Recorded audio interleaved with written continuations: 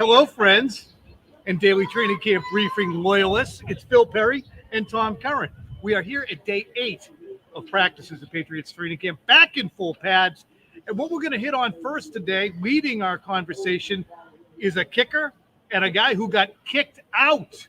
Let's start with the guy who got kicked out, and it might have been a self-imposed exile for the cornerback, Jack Jones, who left after a rep that seemed fairly benign on the sideline around 10:30 or so. Phil, what did you see? Yeah, it was an out route from Kendrick Bourne, and it looked like Jack Jones actually helped cause an incompletion there. A minute later, I see him walking on the sideline talking to corners coach Mike Pellegrino, and then about a minute after that, he's walking towards the facilities, walking towards the locker room, and Sean Wade, his teammate, is grabbing his pads, kind of laughing, looking like he's trying to keep him on the sideline. Jack Jones shrugs him off. He continues on toward the locker room. Jabril Peppers comes running after Jack Jones, puts his arm around him, talked to him for a few minutes. He continued on, walked off, and then, Tom, I don't know, about a half hour later, he enters back onto the field but doesn't do anything. Yeah, he reemerged, and Matt Groh, Patriots personnel guru, spent some time talking to him, and then I believe it was Jalen Mills. Spent about 2 minutes talking to him. So something disconcerting happened. Could have been conversation after a reception, could have been a critique, could have felt somehow disrespected by whatever went on. Certainly wasn't an injury. He just seemed frustrated and adjourned on his own. Stayed at the second level kind of in this self-imposed exile and didn't get involved in any plays after the practice. Why is this germane given his situation? To me, if you have a court date on August 18th, between now and then, you want to be exemplary. You don't want to have any issues at all that call into question your focus or your availability. And this, when you walk off in the middle of practice, calls into question just how checked in you are at this point, while also understanding he's under a little more stress than others. And he's an important player for them. And I feel like, to your point, you have to be on your P's and Q's as much as you can, given what he's facing. I don't know if you're the team, Tom, how do you react to what you saw today? I'm pretty sure he was not kicked out, because if he'd been kicked out, he wouldn't have been allowed back, is my presumption. But if you're Bill Belichick, how do you read this entire situation right now? As Bill Belichick says, it's a mosaic. Has Jack Jones been front and center, pencil sharpened, poised over his notebooks in every meeting? Has he been on time? Mike Reese, our friend from ESPN, mentioned that Jones seemed to be a little bit late getting out to practice. Stretching had already begun when he arrived. I didn't see that, so that's courtesy of Mike. Is he checked in? If this is an aberration, then, you just say, well, what happened today? You good? If it's not an aberration, then you have to look at it through a different prism and make decisions about, okay, how well and how much can we depend on what's a really good player for us potentially? And how do we reach him, or how do we say, okay, throw up the white flag? Well, and I think, too, because they are pretty thin, now we're talking about the football side of this, and he's not participating at the end. We see Isaiah Bolden, 7th-round pick out of Jackson State, out there with the top defensive group. Now, Bolden has played well, so I give him credit, but that's not exactly who you'd want out there with those other guys. It gets pretty thin on the outside of corner for them if they don't have Jack Jones. This is why they're being patient with him after the Logan Airport incident.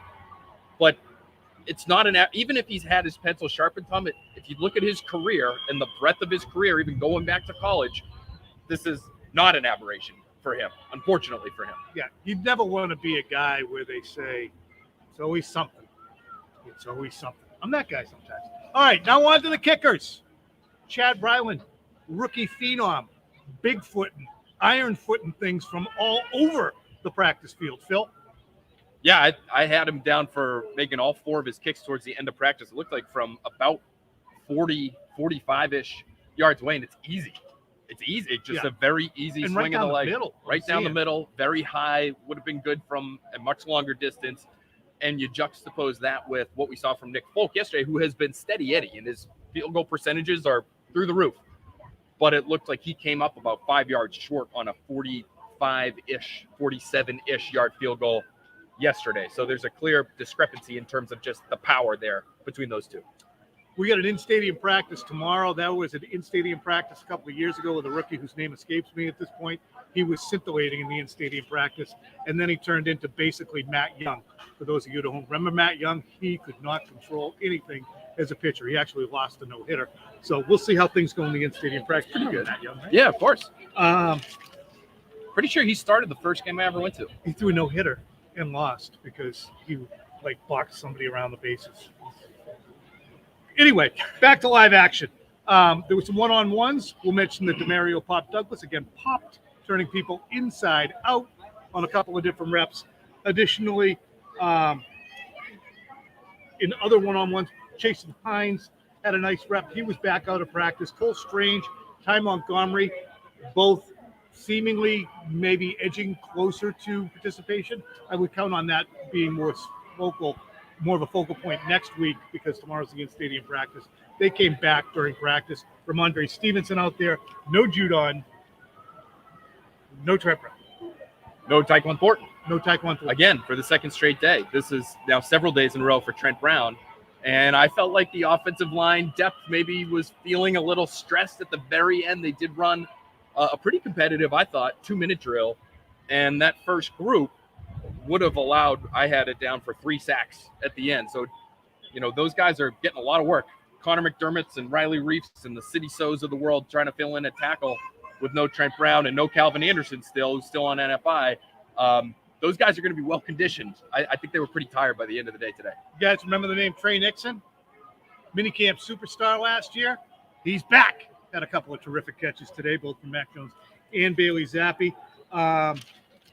We had a pick for Zappi on a throw into the end zone. Adrian Phillips lurking on kind of an in-cut targeted for DeMario Douglas. Mac have a pick or just a couple breakups? So Kyle Duggar did get his hands and caught a football that was thrown by Mac Jones. I had my flag out. I thought he ran through Trey Nixon to pick that pass off. Kind of took out his legs. When the guy goes head over heels before the ball arrives, that generally speaking is not going to count.